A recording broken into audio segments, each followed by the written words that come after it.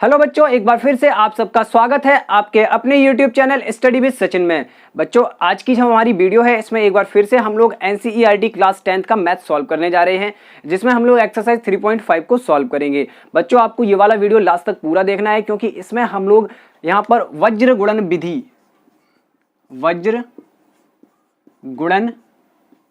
विधि, ठीक है, जिसको हम लोग इंग्लिश में बोलते हैं क्रॉस मल्टीप्लीकेशन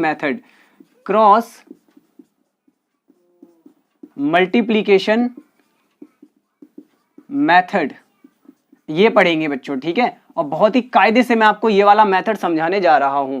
आपको पता है कि हम लोग पेयर ऑफ लीनियर इक्वेशंस पढ़ रहे थे इन टू वेरिएबल्स, यानी दो चरों में रैखिक समीकरण युग्मों को हम लोग पढ़ रहे हैं, जिसमें हमारा अब ये जो एक्सरसाइज है इसमें इस मेथड का यूज करेंगे हम क्वेश्चंस को सॉल्व करने में। अगर आपने पिछली वीडियोस नहीं देखी है तो इस वीडियो की डिस्क्रिप्शन में आपको लिंक मिल जाएगी, वहां जाके वो सारी वीडियोस देख लीजिए। ऊपर राइट कॉर्नर पर आई बटन आ रही होगी, वहां से भी आप प्लेलिस्ट में जा सकते हैं सीधा। वो सारी वीडियोस जरूर देखिएगा, आपके लिए लाभकारी होंगी। इस वीडियो को लास्ट तक पूरा देखिएगा ताकि आप अपना कंसेप्ट इस मेथड से पूरा क्लियर कर सकें। तो चलिए शुरू करते हैं हमारा आज का है वीडियो। Let's start.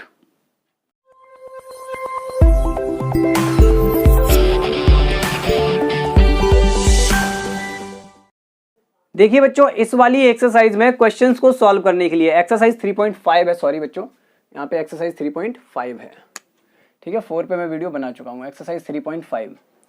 इस वाली एक्सरसाइज में क्वेश्चंस को सॉल्व करने के लिए हम लोग जो मेथड यूज करने जा रहे हैं वह वज्र गुणन विधि है। तो एक बार मैं आपसे ये क्लियर कर दूं कि वज्र गुणन विधि होती क्या है, उसके बाद हम एक्सरसाइज करना शुरू करते हैं। तो जरा ध्यान से जो मैं चीजें बताऊं उनको ध्यान से समझिएगा। और एक बात मैं शुरू में ही आपको बता देता हूं, आप बिल्कुल परेशान ना हो। अगर आपको समझ में भी नहीं आ रही तब भी परेशान ना हो, क्योंकि ये जो मेथड है ना, ये सिर्फ प्रैक्टिस से आता है। आप बार बार प्रैक्टिस करेंगे ना, तब ये मेथड आप बहुत ईजिली लगा सकते हैं, बहुत ही आसानी से इसका प्रयोग कर सकते हैं। देखिए बच्चों, जब भी हमें क्वेश्चन मिलता है तो हमें क्वेश्चन में या तो सीधे सीधे दो समीकरण दे दिए जाते हैं, दो चरों में दो समीकरण दे दिए जाते हैं, ठीक है, दो रैखिक समीकरण, या फिर हमें शब्द समस्याएं दी जाती हैं जिनसे हम दो समीकरण बनाते हैं अपने और फिर उनको सॉल्व करते हैं, ठीक है। तो हम यहां पर मान के चलते हैं कि हमारे पास दो पेयर ऑफ लीनियर इक्वेशंस हैं, ठीक है, दो रैखिक समीकरण युग्म है हमारे पास। एक है a1x प्लस b1y और plus c1 is equal to 0। एक है a2x plus b2y plus c2 is equal to 0। अब बच्चों, मैं जो बताऊं आपको वो आपको बहुत ध्यान से सुनना है। देखिए, अगर इस फॉर्म में पेयर ऑफ लीनियर इक्वेशन दिए गए हैं, आपको रैखिक समीकरण युग्म इस रूप में दिए गए हैं कि डिट्टो ऐसा लिखा हो, बराबर में 0 होना चाहिए, समझ गए ना। बराबर में क्या होना चाहिए? 0। बस इतनी चीज को ध्यान में आपको रखना है। x और y के पद प्लस अचर पद और बराबर में 0। प्लस माइनस वो डिपेंड करता है, वो कैसा आपको गुणांक दिया गया है उस पर डिपेंड करता है। बस बराबर के इधर होने चाहिए हमारे सारे पद, ठीक है, यानी बराबर में जो हो वो 0 ही हो। ठीक, क्लियर हो गया? कई बार बताया मैंने, अब तो क्लियर हो ही गया होगा। अब देखिए, वज्र गुणन विधि लगाते कैसे हैं, आपको बहुत ही जरूरी है ये चीज याद रखना। देखो, आप क्या करेंगे, आप यहां लिखेंगे x, यहां लिखेंगे थोड़ा गैप देके y, फिर लिखेंगे 1। इन चीजों को ध्यान दें थोड़ा सा। जब आप x लिखें तो x के इस तरफ x वाला पद छुपा लें, b1 अपॉन v2, मतलब अपॉन नहीं, ऐसे लिख दें b1 और यहां b2। देखो, यही मेथड लगाना है। x वाला पद छुपा लिया हमने, b1 और b2 यहां लिख दिया। अब बीच में क्या आएगा? c1 c2 और यहां पे क्या आएगा बचा हुआ? a1 a2। देखो, बहुत ही इजी तरीके से बता रहा हूं। जब x के इधर उधर नंबर लिखें तो x वाला पद छुपा लें, तो ये वाले ऐसे लाइन से नंबर आ जाएंगे, b1 और नीचे b2 और इधर c1 और c2। अगर यहाँ चिन्ह जैसे भी दिए गए हैं प्लस माइनस, आप चिन्हों के साथ लिखें, यहाँ पर ये बिल्कुल भूलें ना, आप चिन्हों के साथ लिखें। उसके बाद बच्चों आपको क्या करना है, इतना लिखने के बाद देखिए, जब y वाला लिखा तो y वाले में क्या आएगा? c1, उसके जस्ट बाद c1 नीचे c2 आ गया। अब क्या बचा? a1 a2 यहां आ गया। तो ये मेथड याद कर लें आप। लास्ट में एक के बाद भी लिखना है, वो लिखना है पहला वाला, जो सबसे पहले लिखा था वो वहां लिखना है, v1 अपॉन v2, ठीक है। ये एक तरीका हो गया। अब इसको सॉल्व कैसे करते हैं, तो भाई इसको सॉल्व ऐसे किया जाता है। अब देखो, इसके बाद मैं इसको सॉल्व करके दिखाता हूं आपको। इसको सॉल्व ऐसे किया जाता है, x बटे ऐसे गुणा करेंगे आप इस प्रकार, पहले ये वाला पद माइनस ये वाला पद का गुणा, पहले ये वाला पद b1 c2 माइनस इस वाले पद का गुणा, B2C1 बराबर लगाएंगे बाई बटे पहले ये वाला पद का गुणा C1A2 माइनस C2A1 बिल्कुल ऐसे सॉल्व करना है। बराबर लगाएंगे A1B2 किसके बटे में, 1 के बटे में, A1B2 माइनस A2B1 हो गया आपका सॉल्व। इतना आपको निकाल लेना है, इसके बाद सॉल्व करके मैं क्वेश्चंस में ही दिखाऊंगा। देखिए जब भी इस रूप में लिखे हों, अगर ना लिखे हों तो आप ऐसे लिख लें, उसके बाद ये तरीका लगा दें, काम हो जाएगा। अब कभी कभी क्या होता है, देखिए कुछ बुक्स अलग चीजें भी देती है जिनको मैं भी यहाँ आपको शॉर्ट में बता देता हूँ, ताकि आप लोग भी ये सोच के ना रखें दिमाग में कि सर ने ये बात तो बताई नहीं। देखिए अगर ऐसे लिखा है समीकरण बराबर C1, बराबर में लिखा है C1, अचर वाला पद बराबर लगा है, ठीक है, और जो हमारे चर के पद थे वो इस तरफ थे, और दूसरा समीकरण ऐसे है A2x plus B2y is equal to C2।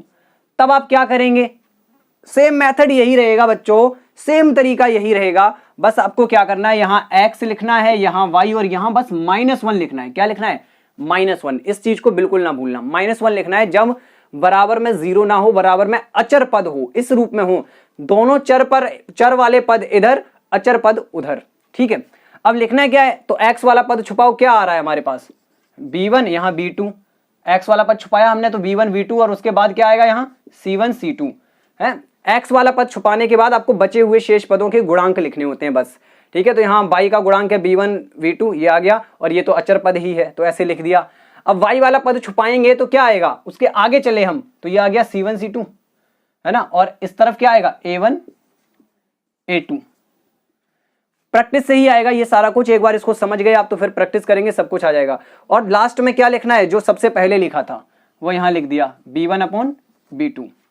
तो अब हमें क्या करना है, अगर हम x के बटे में निकालेंगे बच्चों तो क्या आएगा, B1C2 माइनस B2C1 बराबर y बटे क्या आएगा बच्चों, ये तो कर ही दिया, C1A2 minus C2A1, C1A2 minus C2A1, और बराबर में क्या आएगा, बाकी बाद में -1 बटे A1B2 minus A2B1, A1B2 minus A2B1। तो चीजें सेम ही हैं, बस अगर समीकरण उस रूप में दिए गए हैं तो आपको बस यहाँ -1 लिखना है। क्या लिखना है, -1, बाकी सब सेम है। तो चलिए अब क्वेश्चन देखेंगे, अगर आपको ये मेथड समझ आया है तो क्वेश्चन देखेंगे, करेंगे सॉल्व, नहीं आया है तभी क्वेश्चन सॉल्व करेंगे, वहां से क्लियर हो जाएगा। चलिए कोई दिक्कत की बात नहीं है, शुरू करते हैं एक्सरसाइज को करना। तो बच्चों देखिए हमारे पास एक्सरसाइज 3.5 का जो पहला प्रश्न है वो लिखा हुआ है, निम्न रैखिक समीकरण के युग्मों में से किसका अद्वितीय हल है, किसका कोई हल नहीं है, किसके अपरिमित रूप से अनेक हल हैं। ये हमसे पूछा जा रहा है, जो समीकरण दिए जाएंगे उनमें पूछना है इनको। अद्वितीय हल की स्थिति में उसे वज्र गुणन की विधि से ज्ञात कीजिए। तो सबसे पहले तो हमें बताना है बच्चों कि किसका अद्वितीय हल होगा। अगर नहीं अद्वितीय हल है तो हम उसका हल निकालेंगे भी नहीं। तो इसके लिए आप वही तरीका यूज करो जो मैंने स्टार्टिंग में ही आपको बताया था, गुणांकों के जो संबंध होते हैं आपस में, उससे हम पता लगा लेते हैं कि किसका अद्वितीय हल है, किसके अपरिमित रूप से अनेक हल आ रहे हैं या किसका कोई हल नहीं आ रहा है। तो बच्चों यहाँ पर आप अगर गुणांकों का संबंध देखें तो तुलना करने पर आपको A1 कितना दिख रहा है, 1, B1 कितना दिख रहा है, -3, और C1 कितना दिख रहा है, -3, A2 कितना दिख रहा है आपको, 3, B2 आपको कितना दिख रहा है, -9, और C2 आपको कितना दिख रहा है, -2। तो बच्चों A1/A2 कितना आ गया, 1/3 यहां से, कॉमा, B1/B2 कितना आ गया बच्चों, -3/-9, ये कट गया, 3 एकम 3, 3 का 9, तो 1/3 ये भी हुआ। और C1/C2 कितना आया बच्चों, -3/-2, यानी कि 3/2, माइनस माइनस कट गया। इन चीजों को देख के आप तुरंत लिख सकते हैं, चूंकि A1/A2 इक्वल टू B1/B2 लेकिन नॉट इक्वल टू C1/C2। ये स्थिति किसकी होती है बच्चों, ये स्थिति होती है कोई हल नहीं, कोई हल नहीं। जो हमें समीकरण युग्म दिए जा रहे हैं उनका कोई हल नहीं होगा। ये स्थिति होती है जब हमें कोई भी हल ना प्राप्त हो, ठीक है, नॉट एनी सॉल्यूशन है, ओके, या नो सॉल्यूशन, ठीक है, क्लियर हुआ। चलिए नेक्स्ट क्वेश्चन देखेंगे इसका अब हम लोग। तो देखिए बच्चों, सवाल नंबर 1 का दूसरा भाग लिखा हुआ है और हमारी यहाँ से असली परीक्षा, अग्नि परीक्षा शुरू होती है, ठीक है, असली परीक्षा यानी कि अग्नि परीक्षा। अब देखिए बच्चों, हमें क्या बोला गया है कि इसमें भी वही बताना है कि अगर इसका कोई हल होगा, कोई अद्वितीय हल होगा, अद्वितीय मतलब एक यूनिक सॉल्यूशन, तो हमें उसको वज्र गुणन विधि से हल करना पड़ेगा। तो बच्चों इसका अद्वितीय हल ही है, यानी हम इसमें वज्र गुणन विधि ही सीखेंगे। उससे पहले चेक कर लेते हैं अद्वितीय हल है या नहीं। तो समीकरणों को स्टैंडर्ड फॉर्म में लिखेंगे हम सबसे पहले। तो क्या आएगा, 2x + y, और ये 5 इधर आ गया तो -5 = 0, और यहाँ 3x + 2y और माइनस का 8 = 0। यहाँ से a1 मिला हमें कितना 2, b1 मिला कितना 1। कभी कभी आप डायरेक्ट भी कर सकते हैं, a1/a2 आपको सीधा दिख रहा है कितना है, लेकिन मैं बेसिक विधि बता रहा हूँ, ठीक है। c1 कितना आया -5, a2 बच्चों कितना मिला यहाँ से 3, b2 कितना मिला हमें 2, और c2 कितना मिला हमें -8। अब चूंकि a1/a2 को एक बार निकालिए आप, कितना आएगा 2/3, और b1/b2 को आप निकालिए, कितना आएगा 1/2। आगे निकालने की जरूरत है ही नहीं क्योंकि ये दोनों ही बराबर नहीं आ रहे हैं। तो चूंकि a1/a2 is not equal to b1/b2, तो यहाँ पे लिखेंगे क्या है, अद्वितीय हल है, अद्वितीय हल है, एक यूनिक सॉल्यूशन प्राप्त होगा। मतलब x और y की हमें दो वैल्यूज, मतलब एक x की और एक y की वैल्यूज मिलेगी, यूनिक वैल्यूज मिलेंगी। तो चलिए वज्र गुणन लगाते हैं इनमें। तो हमने आपको बताया था कि सबसे पहले x, y और 1 को लिख लो, +1 लिख रहे हैं क्योंकि हम यहाँ से सॉल्व करने वाले हैं, यहाँ से नहीं। यहाँ से सॉल्व करते तो आप -1 लिखते, ठीक है, क्लियर हुआ। यहाँ से सॉल्व करेंगे हम लोग क्योंकि मैंने यहाँ मान लिख लिए थे अलग उठा के।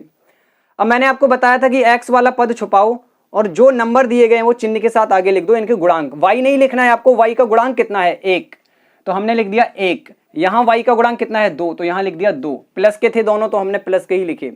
उसके बाद आगे देखो -5 और -8, -5 और -8। अब y के लिए कितना लिखेंगे, -5 और -8 तो हम लिख चुके हैं इस साइड। आगे जाएगा तो कितना आएगा 2 और 3, 2 और 3। और आपको बताया था जो पहले लिखा था उसको लास्ट में और लिख दो एक बार, 1 के बाद। अब हमारा काम क्या है, x बटे इसका गुणा कितना आएगा बच्चों, -8 लिख दिया आपने, कोष्टक लगा दो क्योंकि माइनस है, हमारा फर्ज बनता है। यहाँ भी माइनस लगाओ क्योंकि फॉर्मूले में माइनस होता है। इनका गुणा माइनस इनका गुणा, तो 5 दूनी 10, और ये आएंगे -10। ये माइनस तो फॉर्मूले का है और ये इनका गुणा करके -10 आया है। इतना क्लियर। आगे बढ़ते हैं, y बटे इसका गुणा -15, फिर फॉर्मूले का माइनस लगाओ, इसका गुणा क्या आएगा -16 बराबर, यहां करते हैं सॉल्व। इनका गुणा +4 माइनस इनका गुणा 3, ठीक है, +3 आएगा इसलिए मैंने ब्रैकेट नहीं लगाया। इनको एक कदम नीचे सॉल्व कर लो तो कितना आएगा बच्चों, x बटे -8 + 10 बराबर y बटे -15 + 16 बराबर 1/1। 4 में से 3 घटा दिया, 1 बचा। आगे एक और कदम चलते हैं बच्चों, तो यहाँ आएगा x बटे, इसको सॉल्व करोगे +10 में से -8 घट गया, +2 बचा। y बटे 16 में से 15 घट गया, 1 बचा, और यहाँ है 1/1। अब यहां से कैसे सॉल्व करोगे, तो बच्चों एक बार x को इसके साथ लेना है, एक बार y को इसके साथ लेना है। तो हमने क्या किया, x बटे 2 बराबर लिखा 1/1, कैंची गुणा किया तो x बराबर हमें मिला 2, तो x का मान आ गया। और यहां एक बार y के साथ लेना है, आपको बताया था, तो y के साथ ले रहे हैं इसको, तो यहां से कैंची गुणा करके मिला y बराबर 1। तो ये मेथड जो है बहुत इजी होता है, बस आपको थोड़ी सी प्रैक्टिस करनी है, आपको आसानी से समझ में आ जाएगा। तो हमें हमारे यूनिक सॉल्यूशन मिल गए हैं, x का मान 2 है, y का मान 1 है, यही हमारे आंसर हैं। आपको नीचे लिख लेना है, अतः x बराबर 2 और y बराबर 1। तो चलिए नेक्स्ट क्वेश्चन की तरफ बढ़ते हैं। तो बच्चों देखिए, हमारा सवाल नंबर 1 का तीसरा पार्ट लिखा हुआ है। इसमें भी सबसे पहले हमें बताना है कि अद्वितीय हल होगा या कोई हल नहीं है, या अपरिमित रूप से अनेक हल है। अगर अद्वितीय हल आता है तो उसे हमें वज्र गुणन विधि से सॉल्व करना पड़ेगा। तो तो चलिए सॉल्व करते हैं। सबसे पहले आप इनको स्टैंडर्ड फॉर्म में लिखें, 3x माइनस 5y माइनस का 20 बराबर 0। 20 को उठा के इधर ले आए। 6x माइनस 10y माइनस का 40 बराबर 0। अब बच्चों थोड़ा सा डायरेक्ट करते हैं। देखो बच्चों a1 अपॉन a2 कितना आएगा, ये a1 होता है x, इस वाले पहले समीकरण में x का गुणांक a1 तो है 3/6 यानी हो गया 1/2। इसके बाद b1 बटे b2 कितना आएगा बच्चों, देखो b1 बटे b2 ये कितना आएगा, तो यहाँ y का गुणांक है -5, ये हो गया b1 और नीचे है -10 तो ये हो गया b2। काटा हमने इसको तो हमें यहाँ भी मिला 1/2, 5 एकम 5, 5 दूनी 10। और हमने क्या किया, इधर निकाला c1 अपॉन c2। तो जब हमने इनको देखा तो यहाँ मिला -20 बटे -40, तो यहाँ माइनस माइनस कट गया, 20 एकम 20, 20 दूनी 40, ये भी आया 1/2। तो इन्हें देखने पर, अपनी चक्षुओं द्वारा, आंखों द्वारा इन्हें देखने पर हमें ज्ञात होता है कि चूंकि a1 upon a2 is equal to b1 upon b2 is equal to c1 upon c2। भाई तीनों की ही वैल्यू बराबर आई है, 1/2, 1/2, 1/2। तो बच्चों जब ये तीनों वैल्यू बराबर हों तो ये कंडीशन होती है अपरिमित रूप से अनेक हल की। अतः अपरिमित रूप से अनेक हल होंगे, अपरिमित रूप से अनेक हल होंगे बच्चों, ठीक है। तो उम्मीद करता हूं आपको क्वेश्चन समझ में आया होगा, ठीक है। तो हर क्वेश्चन को ना नोट कर लिया करो कॉपी पेन लेके। आज मैं बोल नहीं पाया हूं कि pause the video to note it down, बस हर क्वेश्चन को नोट करना आपका काम है कॉपी पेन लेके। तो बच्चों अगर वीडियो समझ में आ रही हो, क्वेश्चन मतलब वीडियो में कराएगी क्वेश्चन समझ में आ रहे हो तो प्लीज हमारी वीडियो को लाइक कर दें, अपने दोस्तों में शेयर भी कर दें। चलिए नेक्स्ट क्वेश्चन देखते हैं। हाँ जी बच्चों देखिए, पहले सवाल का आखिरी पार्ट, यहाँ पे आखिरी भाग लिखा हुआ है और वही काम हमें फिर से दोहराना है। तो बाकी 3 क्वेश्चन से आप समझ ही गए होंगे कि हमारा सबसे पहला काम यहाँ ये देखना है कि हल कैसा है, अद्वितीय है या कोई हल नहीं है या परिमित रूप से अनेक हल हैं। तो स्टैंडर्ड फॉर्म में ऑलरेडी दिए गए हैं आपको इक्वेशंस। आपको क्या करना है, a1 लिखना है, क्या है 1। अच्छा एक काम करते हैं, इसको भी थोड़ा सा शॉर्टकट मारते हैं, हम a1 लिखते ही नहीं, हम a1 अपॉन a2 लिखते हैं सीधा। a1 upon a2, a1 upon a2 कितना है 1/3 और b1 अपॉन b2 देखते हैं बच्चों, जो कि है -3 बटे -3, जो कि हो गया आपका 1/1, ठीक है। तो आपने देखा कि a1 बटे a2 स्टार्टिंग में ही बराबर नहीं आए हैं b1 बटे b2 के, और ये स्थिति होती है किसकी, ये स्थिति होती है बच्चों अद्वितीय हल की। किसकी, अद्वितीय हल की। मतलब हमें सवाल पूरा सॉल्व करना पड़ेगा, ठीक है, सवाल पूरा सॉल्व करना पड़ेगा वज्र गुणन से। तो चलिए लगाते हैं यहाँ वज्र गुणन, आगे लगाएंगे भाई वज्र गुणन।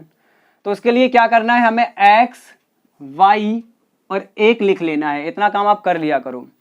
अब x के बाद x को छुपाया तो मिला हमें यहाँ -3 और यहाँ भी -3, तो हमने लिख दिया -3 -3।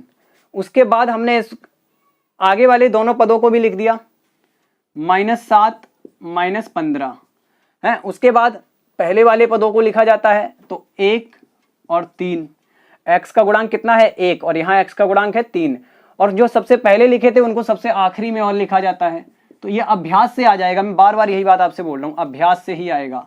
तो चलिए अब इसको सॉल्व करते हैं, डायरेक्ट सॉल्व करते हैं। थोड़ा सा इनको गुणा करेंगे तो 15 तिया माइनस माइनस प्लस के 45 माइनस 7 तिया प्लस के 21, तो प्लस के 21 लिख दिए, ये फॉर्मूले वाला माइनस हो गया। y बटे 7 तिया माइनस का 21 और 15 एकम माइनस का 15। अब बच्चों यहाँ फॉर्मूले में भी माइनस आता है तो कुल मिलाकर ये क्या हो जाएगा, प्लस हो जाएगा। क्या हो जाएगा, प्लस हो जाएगा। वेरी गुड, काफी समझदार निकले आप लोग तो, ठीक है। यहाँ करते हैं तो आपका 1/3 एकम माइनस का 3 और यहाँ पे 3 तिरका माइनस का 9 आएगा, जो कि सॉरी यहाँ माइनस नहीं था, हाँ ऐसे है, माइनस का 9 आएगा जो कि यहाँ फॉर्मूले वाले माइनस से प्लस हो जाएगा। देखो एक बार बताता हूँ, ऐसे आएगा -3 फिर माइनस का 9 आएगा तो हो जाएगा प्लस, ठीक है। तो अब इसको सॉल्व कर लेते हैं पूरा। x बटे कितना आया, यहाँ 4 बचा, यहाँ 2 बचा बराबर y बटे कितना 15 और 21 का कैलकुलेशन करना है। 21 बड़ा है प्लस माइनस, ठीक है, तो माइनस का 6 बचा यहाँ पर। 15 6 21 होता है और 21 बड़ा है, 21 के आगे माइनस का चिन्ह है। जो बड़ा नंबर हो उसी का चिन्ह आता है आंसर में। यहाँ पे देखिए 3 और 9 प्लस माइनस यानी घटेंगे, तो 9 में से 3 घटाया क्या बचा 6 बचा, और 9 बड़ा है तो प्लस का 6 आएगा। ओके बच्चों, अब एक बार ये दोनों लेने हैं साथ में, तो x बटे 24 बराबर 1 बटा 6, क्रॉस मल्टीप्लाई करेंगे तो 24 ऊपर चला गया, 6 यहाँ नीचे, 6 चौके 24, तो x बराबर आ गया 4। क्लियर बच्चों। यहाँ दूसरी तरफ देखो, जब y को इसके साथ लेंगे, आपका काम यही होना चाहिए, एक बार x को अचर पद के साथ लो, एक बार y वाले पद को अचर पद के साथ लो, तो y upon -6 is equal to 1/6। Cross multiply करेंगे तो -6 ऊपर 6 नीचे, बचा y बराबर -1। तो आप अपना आंसर लिख दें, अतः x बराबर 4 और y बराबर -1। तो pause the video to note it down और नेक्स्ट क्वेश्चन की तरफ मूव करेंगे। पहला क्वेश्चन समाप्त हो चुका है। अगर आपको सारे पार्ट समझ में आए हों तो वीडियो को लाइक कर दें अभी के अभी। तो चलिए दूसरा सवाल देखते हैं अब हम। तो बच्चों चलिए देखिए, हमारा दूसरा सवाल का पहला पार्ट लिखा हुआ है और बहुत मजेदार क्वेश्चन है। ए और बी के किन मानों के लिए निम्न रैखिक समीकरणों के युग्म के अपरिमित रूप से अनेक हल होंगे। अब देखिए बच्चों, इसको कैसे सॉल्व करेंगे, आपके मन में ये विचार चल रहा होगा। हम तुरंत इस विचार को समाप्त करते हुए सीधा बता देते हैं कि जो कंडीशन होती है अपरिमित रूप से अनेक हल वाली, ये वाली कंडीशन, हमें इस कंडीशन का यूज करना है बस। ऐसा क्वेश्चन जहां दिख जाए आपको कि अपरिमित रूप से अनेक हल होंगे, अद्वितीय हल होगा है और अनंत हल होंगे, या फिर आप समझ सकते हैं कि कोई हल नहीं होगा, इनकी कंडीशंस होती हैं, इनका यूज किया करो इन ऐसे सवालों को सॉल्व करने में। और बच्चों मैंने आपको कोई कंफ्यूजन यहाँ पे नहीं क्रिएट की है, मैंने आप लोगों के लिए मैंने सिर्फ ये बोला आपको कि यहाँ 2 तरीके होते हैं वज्र गुणन से सॉल्व करने के। एक तरीका ये होता है कि जब बराबर में अचर पद दिया जाए, जैसा कि इसमें दिया गया है, तो वहां जो हम मेथड यूज करते हैं उसमें -1 लेते हैं, और एक तरीका ये होता है कि उसमें क्या लेते हैं +1, कब, जब ये सारी चीज इधर लिखी हो। फिलहाल मैं आपको बता दूं कि हमें उस मेथड का यूज ही नहीं करना है। मैंने अभी जो गुणांक का संबंध लिखा था, हमें उसका यूज करना है। तो सबसे पहले सॉल्व करने से पहले आप समीकरणों को स्टैंडर्ड फॉर्म में जरूर लिखा करें, हर एक समीकरण को। आप दूसरा मेथड यूज ही ना करें, कोई बात नहीं, आप पहला मेथड यूज करें जिसमें सारे आपके पद इधर लिखे हो, दूसरी तरफ 0 हो।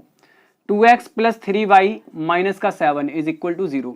दूसरे वाले को लिखो a - b × x plus a + b × y, और ये पूरा अचर पद है, इसमें कहीं x y नहीं है, तो इस पूरे पद को उठा के लाएंगे, माइनस लगाओ और पूरे पद को ब्रैकेट में लिख दो। पूरे पद को एक साथ उठा लिया, ठीक है। हम अलग अलग लाते तो अलग अलग माइनस लगाते, तो हमने ब्रैकेट में लगा के पूरा लिख दिया। क्लियर।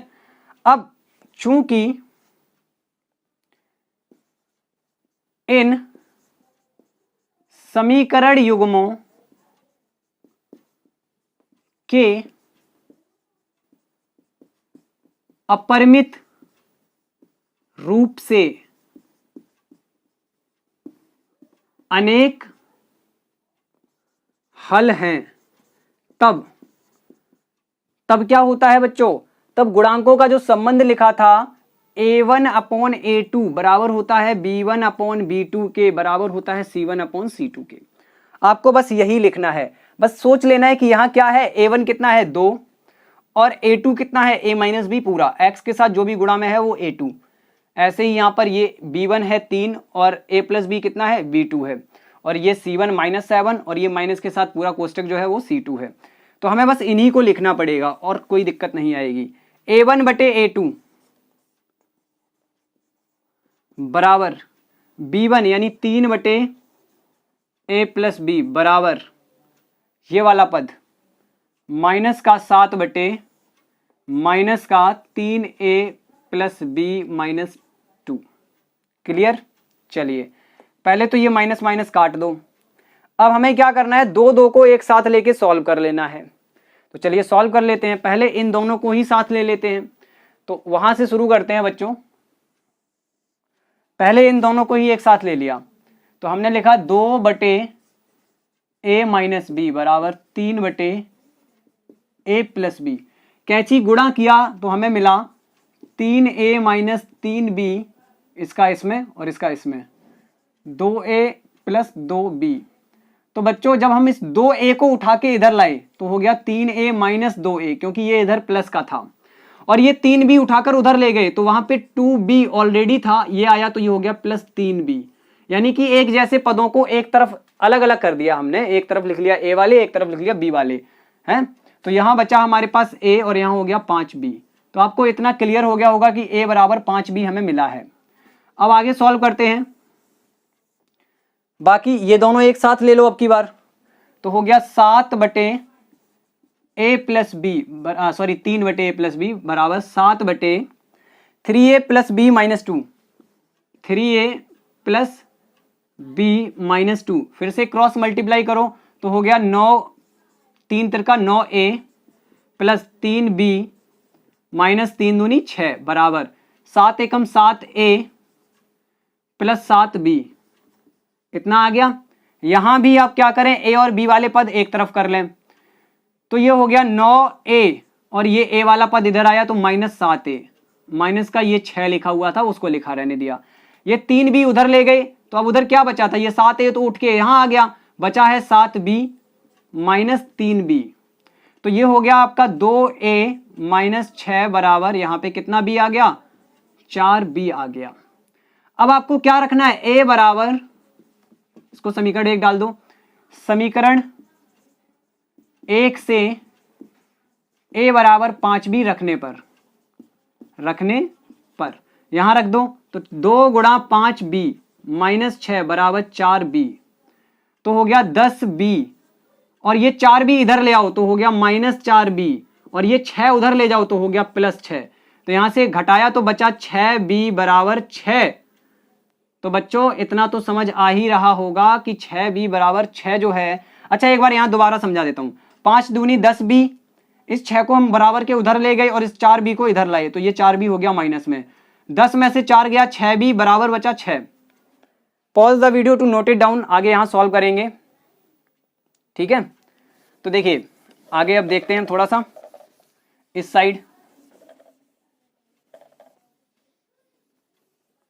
देखिएगा हमें मिला है 6b बराबर 6, तो b बराबर 6 बटे 6 यानी कि 1, b बराबर कितना आया 1। अब b का मान समीकरण 1 में रखने पर समीकरण 1 ये था, इसमें रख दो a बराबर 5b था, a बराबर 5 गुणा b का मान आया 1 तो a बराबर हो गया कितना 5। क्लियर बच्चों, अतः a बराबर 5 और b बराबर 1। उम्मीद करता हूं पूरा सवाल समझ में आया होगा। Pause the video to note it down. सवाल नंबर 2 के दूसरे पार्ट की तरफ बढ़ते हैं। तो देखिए बच्चों अगला सवाल नंबर 2 का दूसरा भाग यहां लिखा हुआ है। हमसे पूछा जा रहा है k के किस मान के लिए निम्न रैखिक समीकरणों के युग्म का कोई हल नहीं है। तो बच्चों सबसे पहला काम आपका है समीकरणों को स्टैंडर्ड फॉर्म में लिखो। 2k - 1 plus k - 1 into y minus में 2k + 1 इज इक्वल टू 0। उसके बाद बच्चों समीकरणों का कोई हल ना होने की स्थिति क्या होती है, कोई हल ना होने की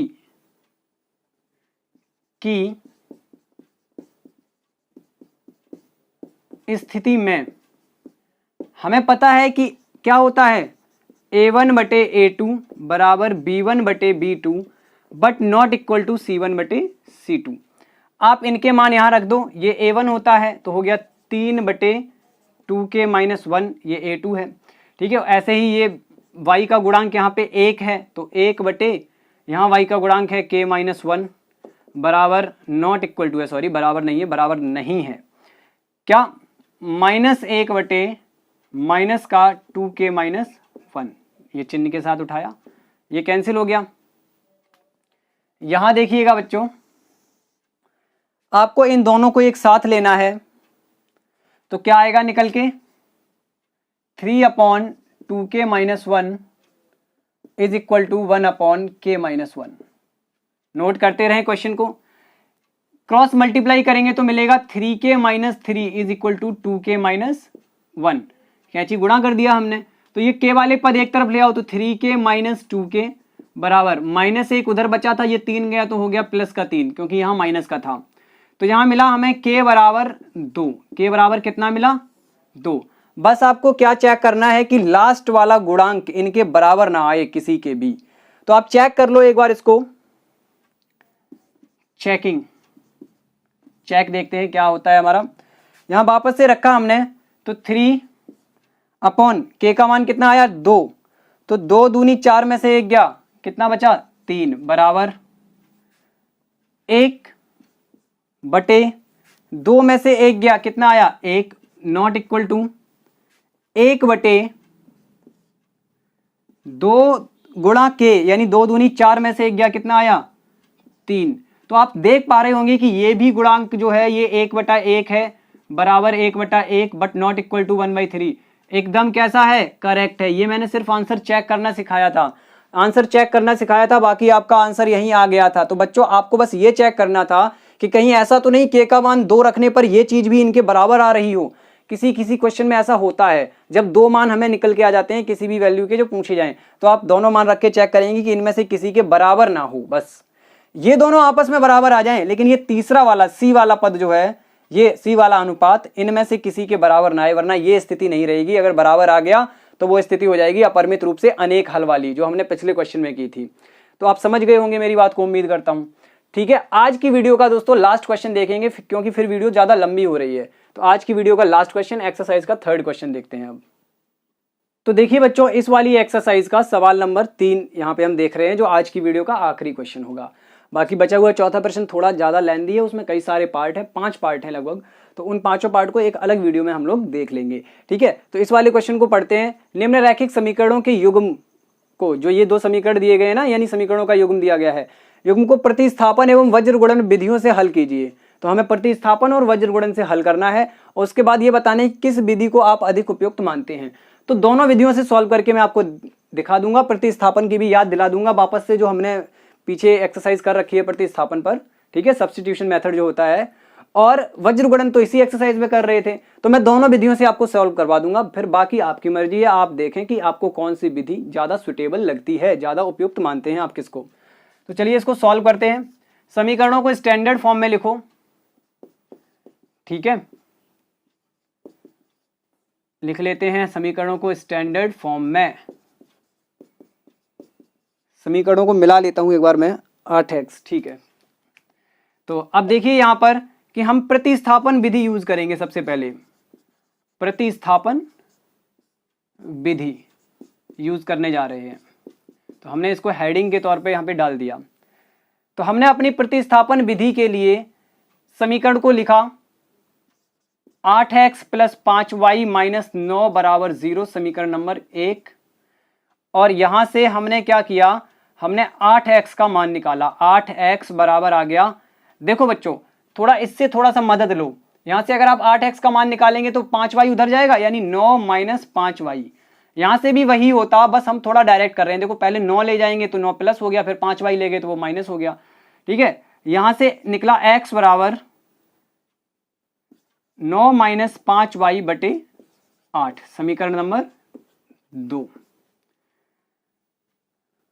3 डाल लो बच्चों, 2 नहीं, थोड़ा सा चेंज कर देते हैं।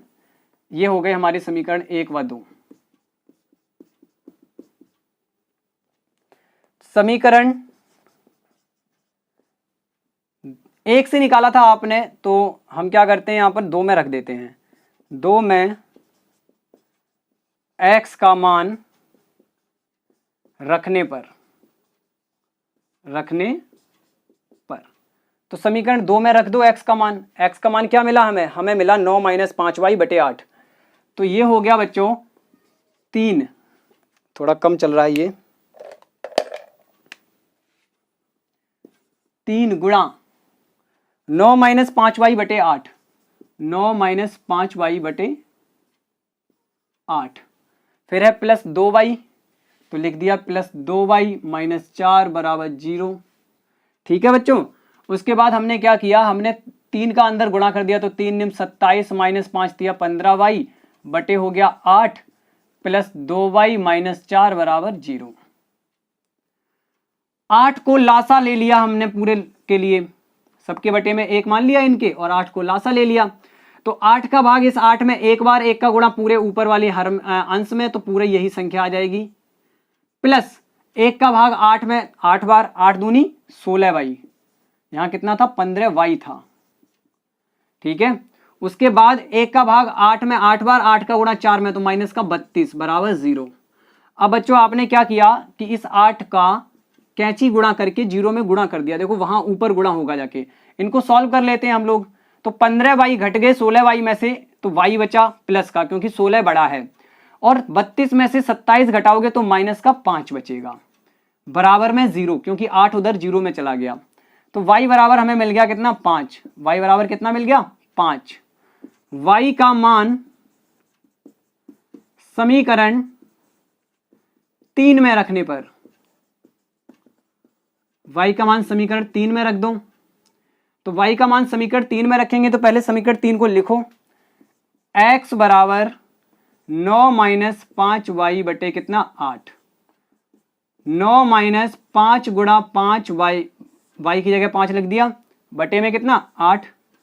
तो बच्चों यहां आएगा 5 पंचे 25 में से 9 गए, 16 9 25, माइनस के 16, क्योंकि माइनस के 25 आएंगे, बटे 8, तो 8 दूनी 16, यानी x बराबर निकला -2। तो आपके दोनों आंसर ये रहे, लिख देंगे लास्ट में, अतः x बराबर -2 और y बराबर 5। Pause the video to note it down. अब वज्र गुणन विधि से हल करेंगे इसको। तो बच्चों देखिए इसी क्वेश्चन को वज्र गुणन विधि से हल करते हैं। मैंने यहाँ पर समीकरण लिखे रहने दिए थे हमारे दोनों स्टैंडर्ड फॉर्म में, ठीक है। तो ये हो जाएगा x, y और 1। अभी आप खुद बताएंगे कि कौन सा मेथड ज़्यादा इजी है, क्योंकि आप खुद समझ जाएंगे। देखो हमें यहाँ पे क्या करना है, लिखना है 5 और 2 दोनों प्लस के हैं, यहाँ लिखना है -9 -4, और ये 8 और 3 यहाँ लिखना है, और पहले वाला पद फिर से वहां लिखना है। अब बच्चों x बटे कितना आएगा, इनका गुणा 5 चौके माइनस का 20, माइनस 9 दूनी माइनस का 18, क्योंकि ये माइनस चिन्ह है तो माइनस का 18। अब थोड़ा सा बच्चों ध्यान दो, ये आएगा माइनस का 18, इसको आप डायरेक्ट लिख सकते हैं माइनस माइनस प्लस 18। लाओ मैं वैसे ही कर देता हूं जैसा था, ताकि आप कोई कंफ्यूज ना करें अपने माइंड को। यहां देखो 9 तिया माइनस का 27, ठीक है, 4 अट्ठे माइनस का 32, तो यहां कोई फॉर्मूले का माइनस फिर -32। तो इन चीजों को जरा ध्यान रखें, क्योंकि इनका पहले इसका गुणा माइनस इसका गुणा, अब अगर इसके गुणा में ही माइनस आ रहा है तो वो आप लिखेंगे, ऐसा ना हो कि छोड़ दें उसको, ऐसा बिल्कुल मत करना। 1 बटे 8 दूनी 16 माइनस 5 तिया 15, ये प्लस के आ रहे हैं तो इनको ऐसे ही लिखे रहने दो। अब इसको सॉल्व कर लो, देखो x बटे -20 प्लस 18 बराबर y बटे -27 प्लस 32 बराबर 1 बटे 16 में से 15 घटाया 1 बचा, x बटे माइनस का 2 बराबर y बटे प्लस का 5 बराबर 1 बटे 1। अब एक बार x के साथ लेंगे तो x बटे -2 बराबर आएगा 1 बटे 1, यानी यहां से मिला x बराबर -2। कैंची गुणा करके देखो -2 ही आएगा।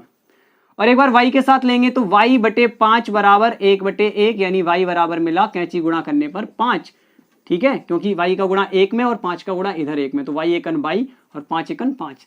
तो ये दोनों मान हमारे यहाँ पे लिखे हुए हैं। अब इतना तो आप समझ ही गए होंगे कि कौन सा मेथड ज्यादा इजी है। देखो अब मैं बता देता हूं तरीका क्या होता है। जब x और y के गुणांक बड़े बड़े नंबर्स हों तब हम वज्र गुणन विधि से जल्दी निकाल सकते हैं, प्रतिस्थापन विधि से कठिनाई आ सकती है हमें सॉल्व करने में भी।